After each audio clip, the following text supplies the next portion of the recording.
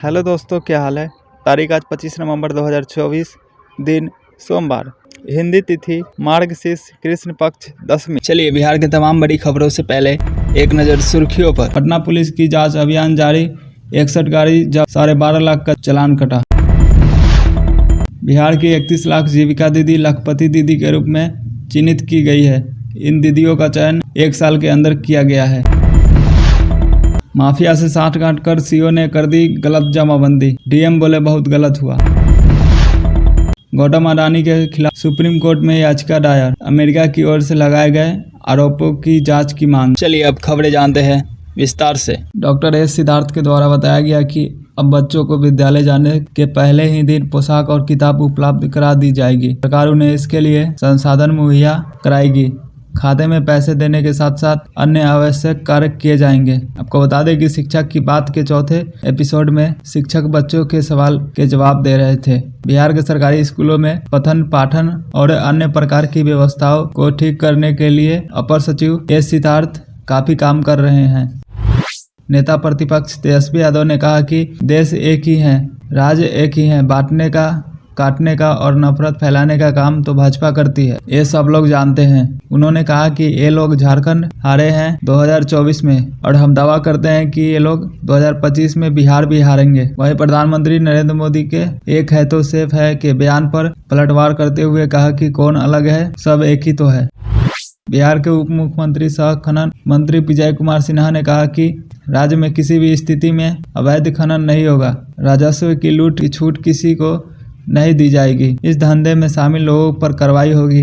Deputy CM ने बताया कि हेलीकॉप्टर से बालू घाटों का निरीक्षण कर अवैध कारोबार पर तेजी से कार्रवाई की जा रही है। आपको बता दें कि कार्रवाई करते हुए 3000 ट्रकों को जब्त किया गया, जिनमें करीब 15 लाख CFT बालू बरामद हुआ और धंधे से जुड़े 5 लोग गिरफ्तार किए गए। सरकार ने करीब 100 करोड़ का जुर्माना भी बालू माफिया से वसूला है। बिहार में भूमि माफिया और सरकारी अधिकारियों के बीच गठजोड़ जारी है।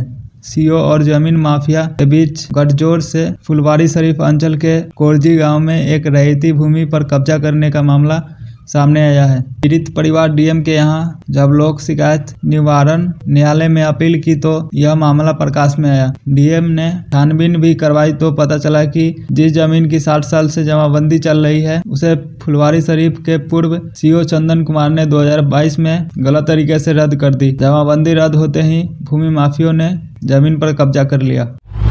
बिहार की 31 लाख जीविका दीदी लखपति दीदी के रूप में चिन्हित की गई है। इन दीदियों का चयन 1 साल के अंदर किया गया है। इनकी सालाना आमदनी 1 लाख या उससे अधिक है। राष्ट्रीय ग्रामीण विकास मंत्रालय की रिपोर्ट के अनुसार जीविका के तहत लखपति दीदियों की संख्या भी बिहार में सबसे ज्यादा है। बिहार पहला राज्य है जहां पर 31 लाख से अधिक जीविका दीदी लखपति बनी है।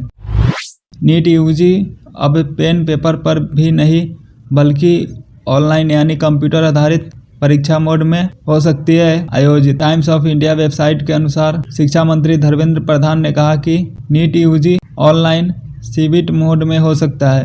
उन्होंने बताया कि स्वास्थ्य मंत्रालय, नेशनल टेस्टिंग एजेंसी और परीक्षा सुधारों के लिए एक्सपर्ट पैनल की सलाह से इस पर आम सहमति बनाई जा रही है। आपको बता दें कि इससे पहले मंत्रालय ने 7 सदस्यों वाले एक एक्सपर्ट पैनल बनाया गया था। पटना पुलिस की जांच अभियान जारी, 61 गाड़ी जब्त, 12.5 लाख का चालान कटा। आपको बता दें कि पटना पुलिस एक्शन मोड में है। अपराध पर लगाम लगाने के लिए लगातार जांच अभियान चला रही है। इस कड़ी में पिछले 24 घंटे के अंदर छापेमारी कर अलग अलग थाने क्षेत्र से 104 अपराधियों को गिरफ्तार किया। नियमों की अवहेलना और 284 वाहनों को समन किया है।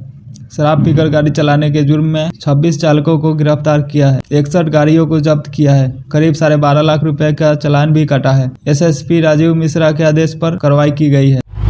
बिहार में साल में कम से कम 20,000 फर्जी प्रमाण पत्र बनवा कर पासपोर्ट बनवाने के लिए आवेदन करते हैं। यह कोशिश लगातार की जाती है, लेकिन पासपोर्ट कार्यालय द्वारा ऐसे प्रमाण पत्र की जाँच कर उस आवेदन को रद्द किया जाता है। वर्ष 2023 में ऐसे 20,000 आवेदन को रद्द किया गया था। इसमें मदरसा बोर्ड, संस्कृत शिक्षा बोर्ड, ओपन स्कूलिंग और अन्य राज्य बोर्ड से 10वीं और 12वीं का फर्जी प्रमाण पत्र बनवाकर पासपोर्ट बनवाने के लिए आवेदन करते थे। अमेरिकी न्याय विभाग ने न्यूयॉर्क की अदालत में दावा किया कि दिग्गज कारोबारी गौतम अडानी और अन्य साथियों ने अपने फायदे के लिए निवेशकों के साथ धोखाधड़ी करने के लिए साजिश रची थी। अडानी और उनके सहयोगियों ने अमेरिकी निवेशकों की कीमत पर भ्रष्टाचार और धोखाधड़ी के जरिए बड़े पैमाने पर राज्य ऊर्जा आपूर्ति अनुबंध हासिल करने और वित्त पोषित करने की साजिश रची थी।